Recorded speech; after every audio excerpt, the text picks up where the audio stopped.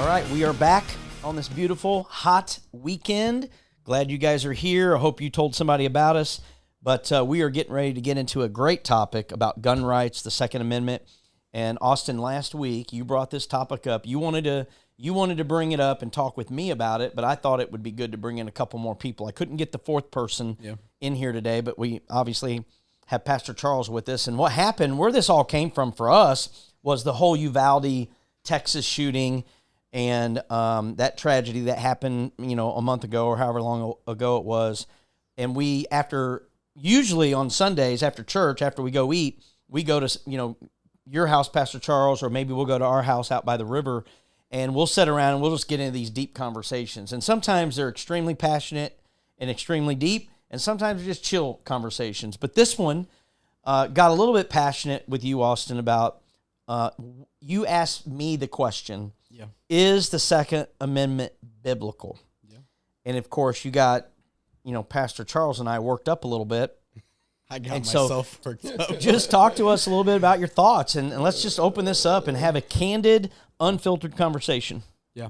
I think, we don't have a whole lot of time to get into everything, but I think where this starts for me is with this situation that happened on May 24th. We see these mass shootings and these mass acts of violence, like it seems like more and more. And since really Columbine, which was the kind of starting point, there's always been other little things here and there, but this one in Uvalde, Texas is the most deadliest in history from what I'm reading. And the question then becomes, why does this keep happening? And why is the Second Amendment such a hot topic between Christians and the left and the right? And I think we lose our ability to be emotionally controlled on this topic because we're so emotionally charged when we're talking about it. And it's been an emotionally charged topic since forever. I mean, that I can remember. It's always been left versus right on this sort of thing. And so for me, my question really is, why do so many Christians tie the Second Amendment, the right to bear arms, to their biblical doctrine? Because in my understanding and in my own research, there's not one piece of proof in biblical context that that the right to bear arms is a biblical value. I think we should protect that right. And just to be really clear, I am not against the Second Amendment. I just have a little bit of a different perspective. The thing that bugs me is where we take a biblical view and we try to apply it to a world situation when not everything is meant to have that, attached to it. And so that's just kind of where I wanted to start the conversation and see where this thing goes. Well, I'll just add one thing is that the one thing that we all appreciate and we all want, and I think when you talk about being a believer in Jesus Christ, what's the first thing that what does God do to us? He frees us. Sure. So freedom is a big word, and freedom is a powerful word. People desire freedom, and there's always going to be an adversary. There's always going to be someone who wants to take away your freedom. On a school ground, it's called a bully. Yep. And when it comes to on the street, it's called a robber or a thug. It's always somebody that's going to try to take away your liberty, take away your possessions, hurt you or your family. There's always, in my life, I didn't grow up being a pastor, so I grew up on the streets kind of as a young boy, and no matter what I tried to do, there was always some guy, was always some bully who wanted to hurt me, and I hadn't done a thing, and so it was defenseless feeling. Is not a pleasant feeling. Now, when you talk about is it biblical, for self-defense? Well, no, I'm not saying self-defense. Oh, okay. I'm saying the Second Amendment. Right. Is it a biblical value that we see a biblical theme reoccurring in the Bible? Okay. Self-defense, in my view, is completely okay. And the Bible is very clear on that. Right. The Bible is very clear on being defensive, not offensive, right? We should never really be the offender. I mean, there are certain circumstances where, you sign up to be in the military. Well, you know what you're signing up for. That's a God-given thing. So anyway, my biggest thing is, why do we tie the right to bear arms to the Bible? Why is this something that Christians are so fervent about? When you talk about arms, okay, you go to the Bible, they didn't have AR-15s or 9mm or anything. Right, yeah. But they did have arrows, slingshots. Swords. David did his thing with the slingshot. Yep. Very deadly, you know. Yep. They had swords. Yep. They had spears. They had ways to hurt people and defend themselves. Yeah. And I think in the Old Testament, there's many places in Leviticus and in the laws that where you could, in the Old Testament, examples of sanctioning self-defense. Yeah. Now, how do you self-defense? I mean, you know, I'm not going to take a knife to a gunfight. You know what I'm saying? Right. If somebody's trying to break in my house, I'm not getting the butter knife out and try to go defend myself when he can shoot through the door. I agree. So, but why? Okay, so let me maybe try to spin this a little bit more. All right. Not spin it, but let me make it a little bit more like directional. Okay. Do we think as Christians that there should be more stringent gun laws to prevent guns falling into the hands of people that shouldn't necessarily have them? No. That's never going to happen. So we don't think that we should be a part of making it a better process. There's a process for, or maybe a more in-depth process on trying to buy something that has that much capability. Well, there already is a process to go buy a gun. What is it? And so therefore they do a background check on you. Okay. Okay. And they check and see where you are. Okay. That's really all that's needed. Because here's why. A criminal is going to get a gun, whether you do a background check or whether you do any type of process. Right. And I it doesn't matter. I understand so that. let me add to what your first question about is gun control or is the Second Amendment biblical. You can't sit there and say that any type of gun is biblical because it wasn't in the Bible. Like Pastor Charles said, they weren't created then, and therefore you're never going to see gun control or anything in the Bible. However, there are many accounts of wars and battles and the use of weapons all through the whole entire Bible. Right. And so you have to understand that even Jesus said that you need to carry a weapon when you're on the road to protect yourself. And I agree with all that. The Second Amendment is exactly that. But do we not feel like, what is the background check process right now for somebody that wants to go out and buy a gun? The process is to check whether you have a criminal background, you've been in mental institutions or anything that sends a red flag. And do you know that that if that background check does not come back in 3 days, then you automatically get the weapon, whether or not the background check later comes back negative or not? That's usually comes back pretty close. I know, yeah. But there's a new law, or there's a new proposal, HR 8, yeah. which they're trying to get passed. It's already passed the House, but they don't want to put it to the Senate because they're afraid that the Republicans are going to squash it, which they probably will. But HR 8, basically, from my understanding, now I'm not a litigator, I'm not a member of the House of Representatives or any of that, but from my understanding, it wants to extend that time frame from 3 days to 10 days. So that way it gives an extra 7 days. Why does anybody need a gun within a 3-day period? Or how can you go into Walmart and buy your groceries and then also go get a gun in the same place? Yeah, that to me is insane. We don't let people that are wanting to drive a car just hop behind a car. No. They go through a process. You have to take a test. You have to do all of these things. And all it does is it regulates. Now, it doesn't take out the crazies. It doesn't take out people that disregard speed limits. It doesn't take away people that drink and drive. But there are better regulations in place. And the thing where I'm coming from with this is the Second Amendment says, a well-regulated militia being necessary to the security of a free state, the right of the people to keep and bear arms shall not be infringed. It doesn't say anything about guns. Doesn't say anything about swords. It says the right to bear arms. So really anything that you can pick up or use to defend yourself. But it says the first clause there says a well-regulated. And I don't feel like we have the best regulations in place. I don't feel like it should be so far to the left that we take all guns away. I don't feel like, though, it should be all far to the right where you can just go pick up a gun at Walmart and walk out the same day.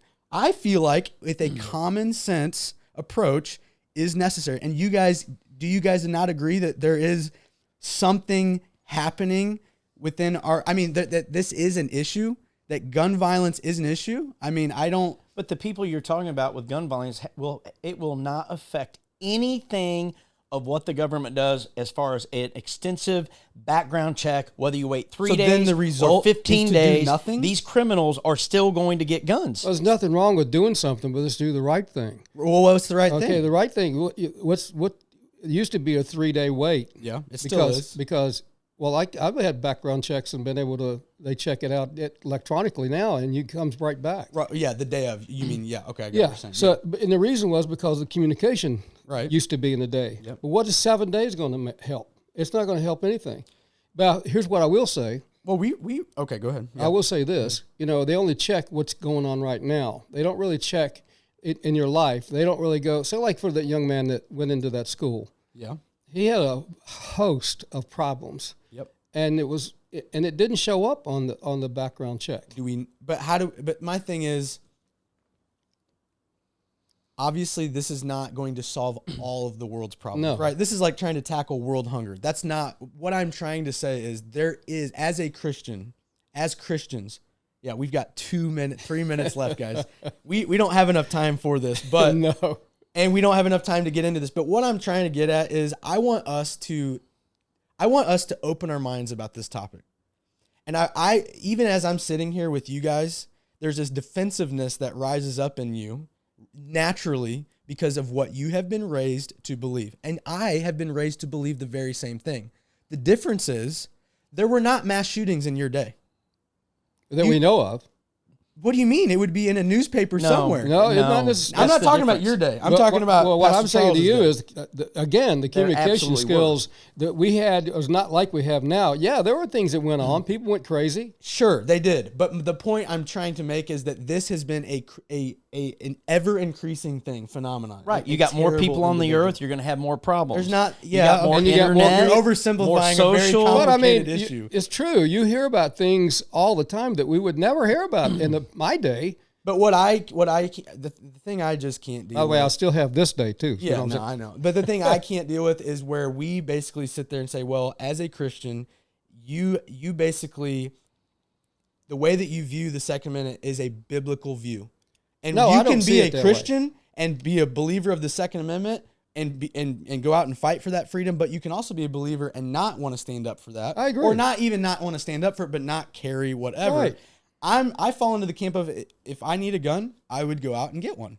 Yeah. I don't have a problem with it. Right. But I'm just saying I feel like there should be more regulated ways moving forward, and I don't feel like we should clam up at the conversation.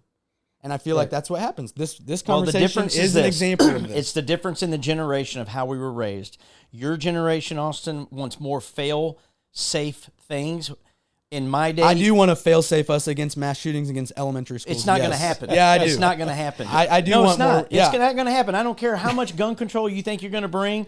Those people are still No, going to you're get right. the guns, and they're still going to pull the trigger on the end of the gun because the gun doesn't kill the people. It's the person And behind I the knew gun. you were going to bring that up. And Well, it's the here's- truth. But you also think that we It's have the truth. people kill you people. having more gun control is not going to solve the problem. I'll tell you what it It does will do. lessen the problem. I'll tell you what it does do.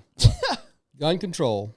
And I'm this- not talking about gun control, right? Well- I'm talking about a more regulated. It is gun control. If We got you want 20 to lump it seconds. in there. That's right. It sounds like we're going to have to pick this back up in the last segment for about 3 minutes. So let's take a break.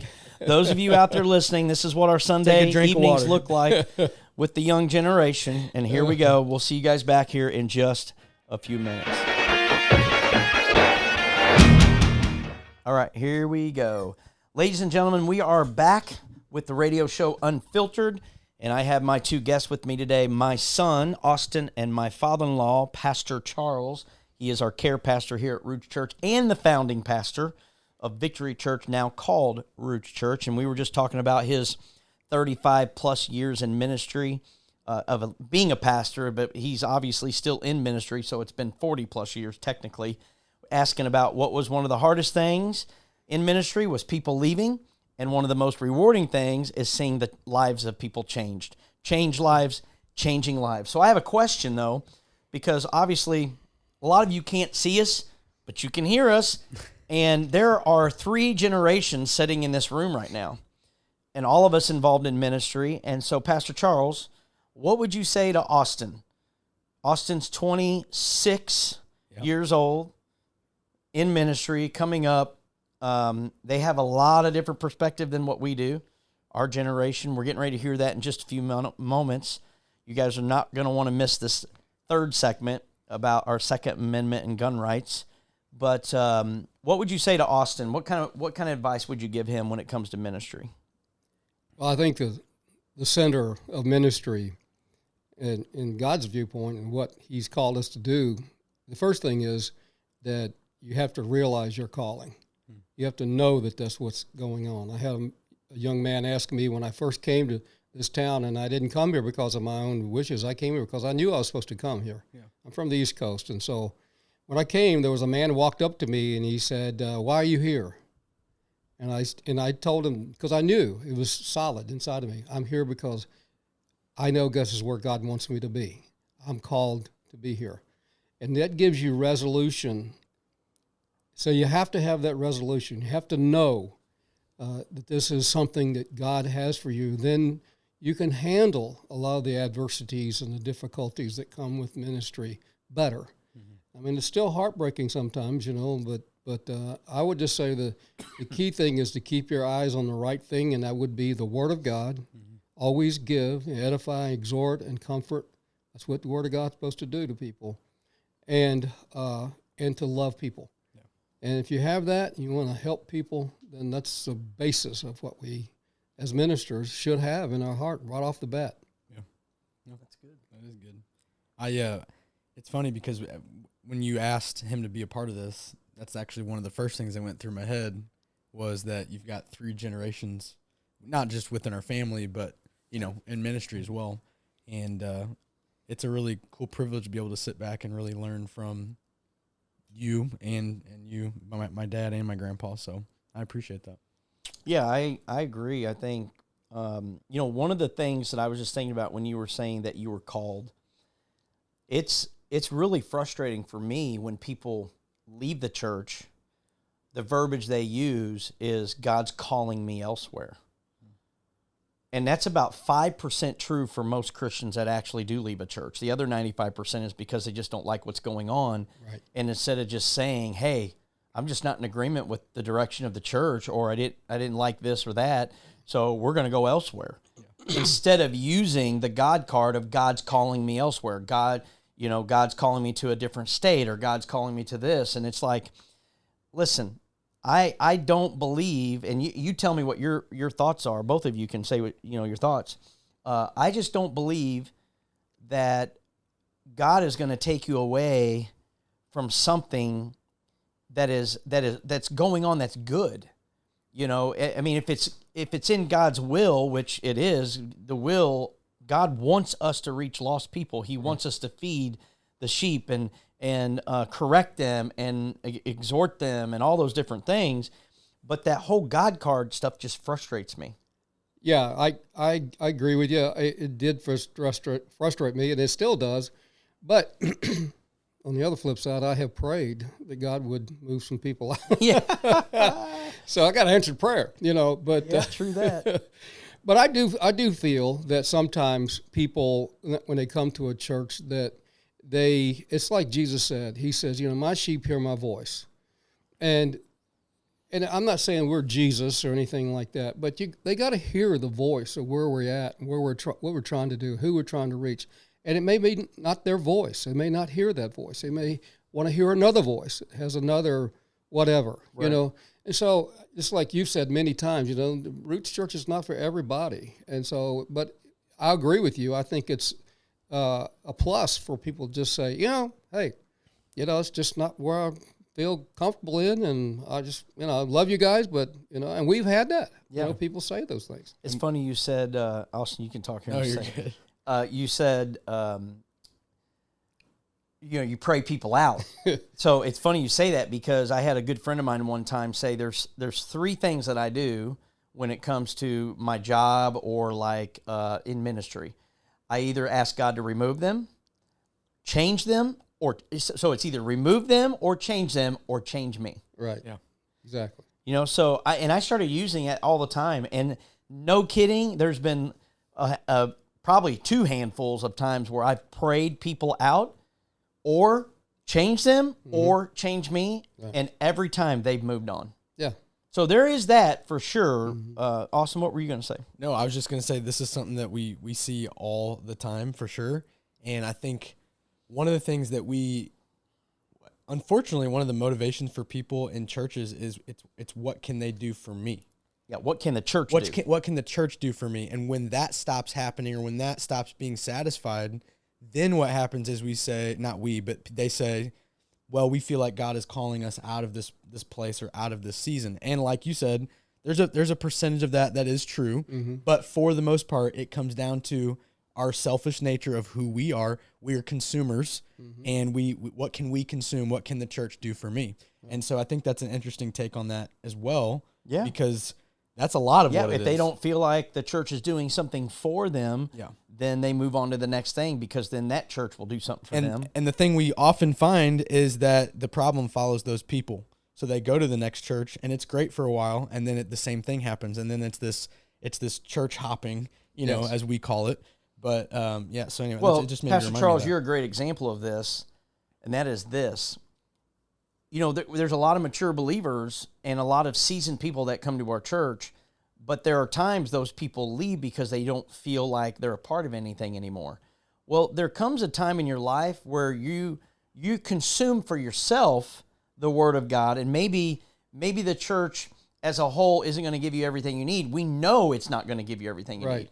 But at the same time, there comes a time in a Christian person's life, it's time for us now to give back to the church, and for us to mentor, and for us to help be pastoring and shepherding people in the church. It's not always about feed me, feed me, feed me. Right. There comes a time where you should be feeding yourself. Yep. It's time to get off the bottle, man. It's time to get off the nipple and actually feed yourself and start taking it in and actually giving back, and let the church be the catalyst for that. Absolutely. And so a lot of people, I don't know. I think right off the bat, I can remember when I got saved, right off the bat, what I wanted to do is I wanted to learn as much as I could about the Bible and then help. Yeah. Yep. Where can I help? Where can I do? Because I want people to have what I have. Yeah. And that's what Jesus calls us to do. He doesn't ask us to stay once we've gotten what salvation and what we need. He's asked us to go, which doesn't necessarily mean to travel. Right. You can, but go and help, go and teach, go and preach, be the minister. It doesn't have to just be a pastor doing that. Be the hands and feet of Jesus, not always consuming, but giving. Yep. Well, ladies and gentlemen, time goes by fast when you're having fun. So don't go anywhere. We're going to be talking about the Second Amendment. When you come back, should Christians, is it biblical? Should they own guns? That's what we're going to talk about. We'll be back right here in just a few minutes. Good morning, everybody out there. What a great weekend it is to be out. It's hot, but it's sunny and dry. Great time to be out on the river or by a body of water somewhere, a pool, a lake, wherever you may be this morning. We're glad that you're here. My name is Pastor Jason Gaszak, and you are listening to the radio show called Unfiltered.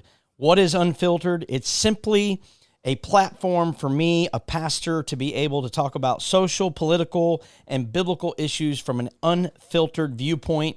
So yes, you're going to get my opinion. You're going to get biblically what the Bible says about things, but as you know, there are a lot of gray areas when it comes to social and political issues.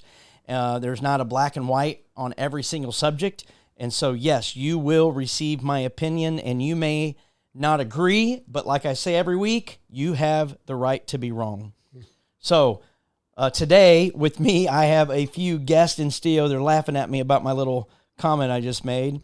I tell my wife all the time, I said, I may not be wrong, but I may not be right, but I'm never wrong. Y'all can agree with that, right? Mm-hmm. So I have a couple guests. Of course, I have returning back from last week, my oldest son, Austin, he's with me. But then I have somebody very important in the room today, which is my father-in-law, but also the founding pastor of Roots, or it would be Victory Church, now called Roots Church. I've been pastoring for 40 years, and we're going to talk to these guys in just a second. But today, we are going to talk about a topic that we had brought up last week. I wasn't able to get my fourth guest in the room today of what I wanted when it came to the Second Amendment, our rights to carry. We're going to talk about, is that biblical today? We're just going to talk about a couple of things that come up. Hopefully, you have something that you want to talk about, and you can text us if you have a subject that you'd like to to talk about, you can text us to 314-924-4215. That's 314-924-4215. Send us a text, goes right to my phone, and we'll see about answering your questions that you may have. But right now, Austin, how you doing today? Good. It's hot. That's all you got. That's all I got. Good. I'm and thankful it's to be here, though. That's good. Huh? I'm thankful to be here. Yeah. You ready for this topic here in a little bit? We'll see. I think Austin's the one that likes to rattle our cage a little bit on his thoughts of this. But Pastor Charles, how are you today? I'm doing well. First time being on the show? Yeah. It's a little different, isn't it? It is different, for sure. Well, I wanted to ask before we dive into this thing, I want to tell a few people a little bit about you and have a few questions for you. I think it's important for the listeners, if they don't know who you are, to get a little bit of background. But you have pastored for 35 plus years, Victory Church, which is right here in St. Clair, Missouri. And then, of course, in 2015, you passed the torch to my wife and I, and now it's called Roots Church. And a lot of people, when they hear of, especially a family member, let alone a son-in-law, taking over that position, that can be a big challenge, for a lot of people, for you and me. But our transition went really well, and I love it. I love what's happened and what is happening here. But I think one of the things that gets asked to me, or maybe even to you, is, you hear of a lot of pastors that, they quit early. They don't pastor for 35 plus years. Some do, and there's a lot that do, but there's more than not, they end up retiring way earlier. And so I guess just a couple of questions is, talk to me a little bit of why or what made you just, stick it out? What is it that, because believe me, I know you went through a lot of ups and downs. Yeah. People are people, and people are crappy sometimes. Yeah. So what is it that kept you so faithful in what you're doing? Because, people use the God card a lot. And, man, when I listen to your stories, it's a whole different ballgame. Well, when you go into the ministry, for me, there were several pinnacles in the ministry early that I'm like you. I mean, I felt like maybe I did the wrong thing here. Maybe I chose the wrong field. But, you realize that no, you didn't. And, the emphasis that I was reminded of many times and why I didn't quit was because what was my purpose? What was I here for? And there's never been a guarantee of a rose garden when you do ministry. As a matter of fact, the Bible warns us that there's going to be persecution for doing the right thing, And I think that there came a pinnacle and a point in time that I just realized as a young minister that, I have an obligation to God. He called me, and I had to take ownership of what He called me to do. At one time I didn't, and so therefore it's a burden.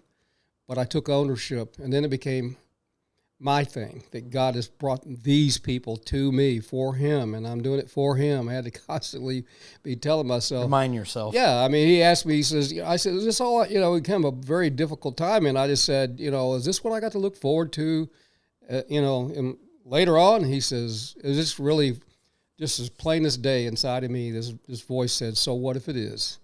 Are you willing? And, I mean, it was a defining moment for me. Yes, sir. I'm willing.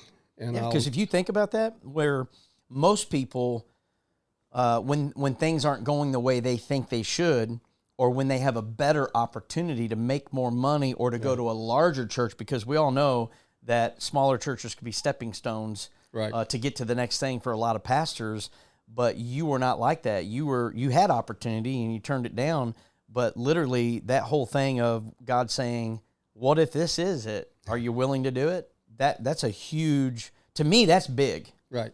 Because then it tells me you're here for the right reasons. That's right. Where so many people are not in their positions, whether it's pastoring or in leadership, worship pastor, youth pastor, executive pastor, children's pastor, whatever connections pastor, whatever pastor you want to label, a lot of them are looking for the next best thing. Right. Well, I kind of had that viewpoint as well. Coming from a large church in Oklahoma and back in Virginia, I was thinking this is a good start. Yeah. I didn't know where Missouri was. I'm from the East Coast, and so, but when I got here, I kind of had that idea, that this is going to be a temporary thing, and I was going to move on and that's when that crossroads came to me that I couldn't do what God called me to do if I had that mentality. Yeah. You got to take ownership of where you are. And when you do take ownership, then everything changes. Yep. Your mentality changes, your veracity changes, your determination changes, and then you can handle the adversity better when you have a resolve inside of you. This is where I'm supposed to be, and I'm going to be here, and so God, you're going to have to help me. That's good. That's good. Well, we have a couple minutes before we end, so let me ask you one question, and you got about 2 minutes to answer it, and that is, tell me what the hardest thing was in ministry, and then tell me what the best thing, because there's a lot of good and there's a lot of bad, but just like maybe the thing that's popping up in your mind for someone out there that might be listening, what was the biggest challenge and what was the most rewarding? I think the biggest challenges that I've ever faced is the adversity of maybe the people did not think that you were feeding them or was not giving them the right stuff, and I'm a Bible teacher. I mean, I taught the Bible. I don't know how you can give them anything more, but you had those kind of things. I think the hardest thing is that when people leave. Because you become a father figure to them. I mean, you want to help them. They become, it's like your kids, the shepherd and the sheep.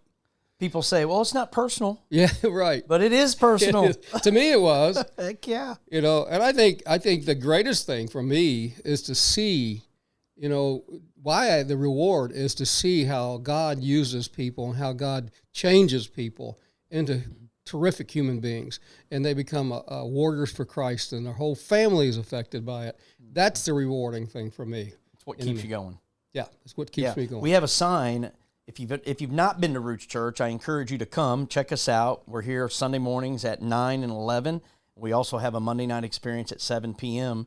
But right as you leave in the vestibule, it says, "We are changed lives, changing lives."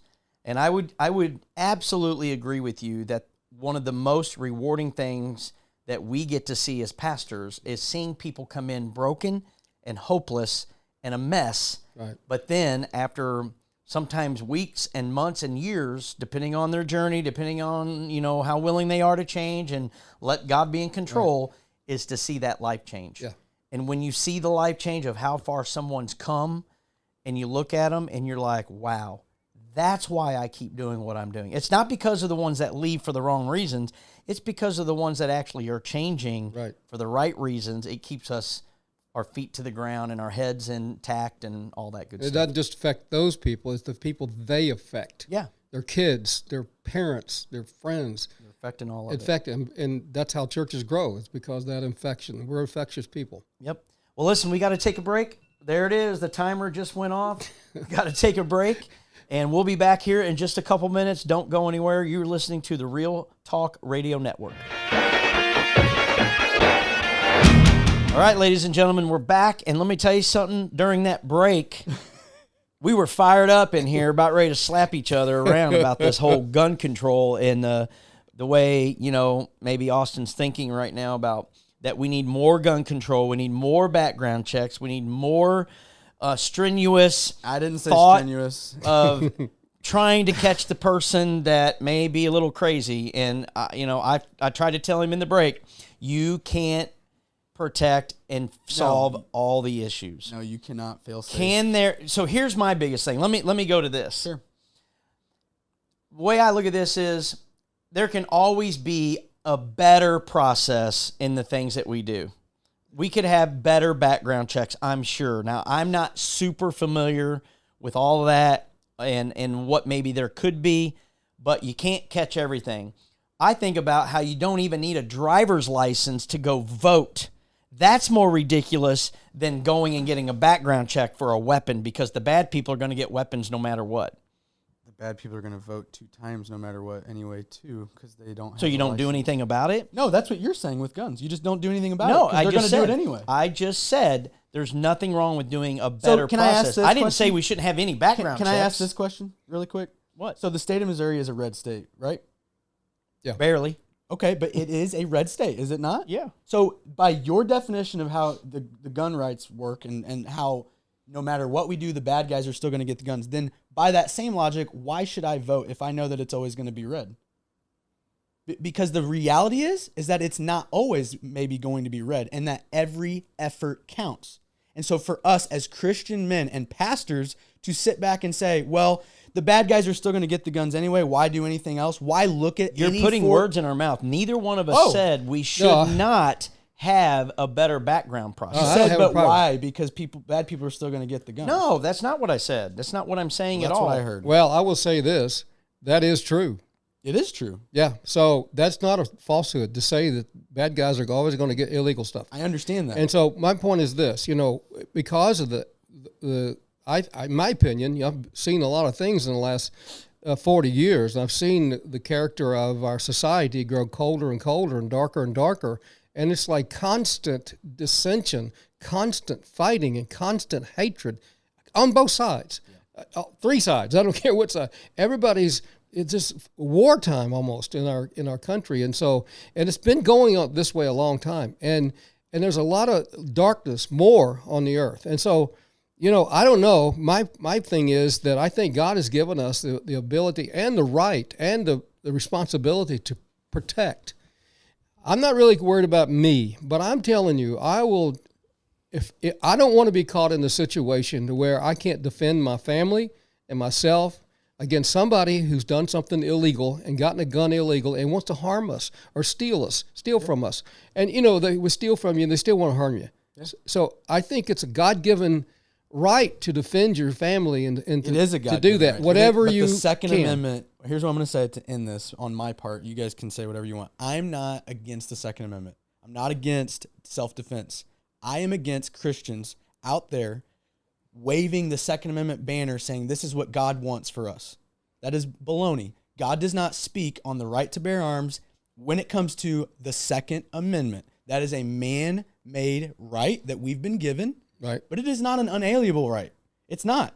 If it were unalienable, then it wouldn't even be a discussion because this wouldn't even be an The reason why we have to fight for this is because those people out there, the liberals, the ones that think if we take all the guns away, then all the bad people are going to go away and all these mass shootings will stop. Well, they're the idiots because that is not going to stop. Right. So we have to keep fighting for the right to bear arms, and I do believe that is our right. Let me say this. Instead of spending millions or billions of dollars on figuring out how to do better background checks, why don't we spend millions and billions of dollars to get people's mental health back on track? Yeah. Why don't we figure out how to not have fatherless homes and how to have what a real marriage biblically is supposed to be like and raising kids and having discipline in the home and not letting pick whatever identity they want to be. And because there's so much mass confusion, people can do what they want, they can go where what they want and say what they want and be who they want, and that's the American way. Is a bunch of bull crap. No, we have guidelines based off of our biblical principles.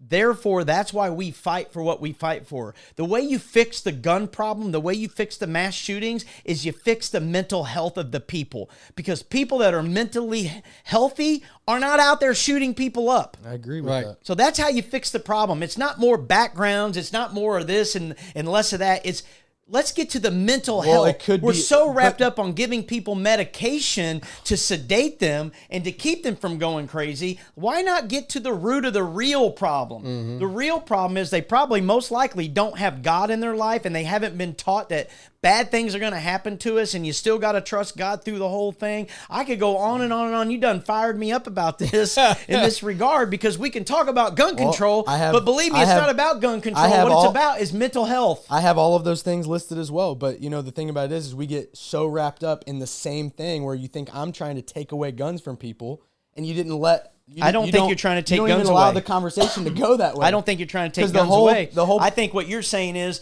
if we have better process, then these people, Well, duh. less people would Duh. get guns, which I think is a bunch of crap. You think if we have a better process, less people would have guns? I think if we have Duh. a better process, I do not believe that less criminals are going to be less mass shootings with a better process. I do didn't not say believe that's true. I didn't say criminals. You got to be absolutely crazy and stupid to believe that if we have a better process for gun control, that criminals are not going to shoot up schools. But the majority of the United States of Americans are not criminals.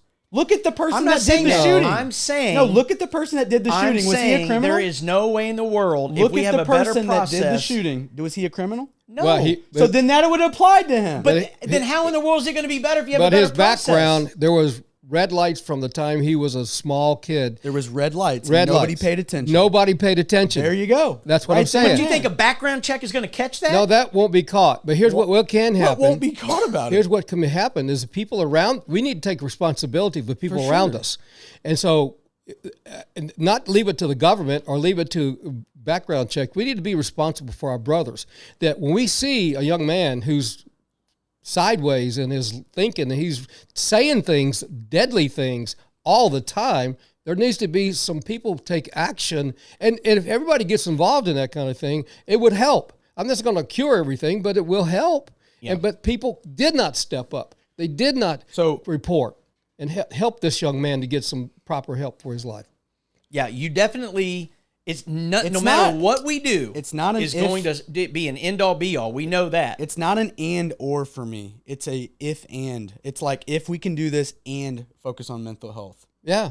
Why does it have to be one or the other? I don't understand this mindset. Nobody's saying You that. are saying No, that. I'm not. Well, I have said 3 times to you, I don't think there's anything wrong with a better process. I've said it that's again all I'm trying to and get again at. and again. And But this what I am saying is just because there is a better process doesn't mean that these idiots that are getting these guns that have screwed up minds doesn't mean that they're not going to kill somebody. I get that. Okay, And that's what I'm getting at. and Listen, that's we constantly. got 2.5 minutes left. We are never going to resolve But you all the world's constantly problems. keep going back to the people that are in the fringe, the criminals. They are not the ones I'm not saying doing criminals. I'm saying that doing these the guy mass from shootings. Uvalde had mental health issues. Yes. Yeah. He wasn't a criminal, But if he had mental health issues, and there's no background check that's going to determine that. Tell me what background check's going to determine that. He wasn't. Well, we do background Did he go to a checks. mental We do- institution? we do background checks here at the church for every volunteer Right. that serves. And it Hold only on. proves if they've been convicted of a crime. If an ongoing investigation and we don't know but it, what I'm saying, yeah, you're right. then we don't know. You are correct. Okay, so they could buy a But if gun. they were admitted into a mental institution, that would be on that, wouldn't it? no. No, if they were in a mental institution. You don't think our government No. could No, have no, no. that If they've access? been in a mental institution, yes. Yeah, they've But been institutionalized. But if they haven't, 95% of these mass shootings, nobody's been in a mental No. institution. 95%. Actually, it's probably 99. Look it up. hey, wouldn't you love to be at our home on after church on Sundays? Yeah, And you we guys still wanna love come each on other in. after. I encourage you to come on over. This is just a tip of the Oh, iceberg. we love it. Listen, we only got about a minute left, so let's end this thing and let's talk about something positive. What do you got going on this weekend? I tell you, it's Father's Day. I'm going and buying a gun. There you go. That's a good idea. I think everybody should go out and buy more guns, more ammo. Listen, I'm not against it. No, we don't want to talk I'm about not it. against What do you it. got going on this weekend? I don't know. I have no clue. I'm still wrapped up in this conversation. He's so deep into it. What do you got going on, Pastor Charles? It's Father's Day weekend. It's your day on Sunday. I know. I don't know what I'm going to do. I'm just going to hang out, you know. I'm going to be on the river. Well, I might be down there with you. I don't Come know. on down. I'm going to have my boat out. We're going to be swimming. Oh, happy Father's Day. And I'm going to be smoking a cigar, enjoying my day. It's going to be all about me on Sunday. It's our day. It's our day this weekend. So anyway, well, listen, I've had a lot of fun in this. I think you guys probably want to hear more of us going back and forth. We'll do this another time. I don't know what we're going to bring next week, but I'm sure it'll be interesting. And not every week's going to be like this. I got a couple really cool shows coming up that we're going to talk about some good subjects. So tell somebody about us, tag us on Facebook, social media, text us, on the number that I told you, which is 314-924-4215. Other than that, we'll see you guys later. Have a great weekend. Thank you for tuning in.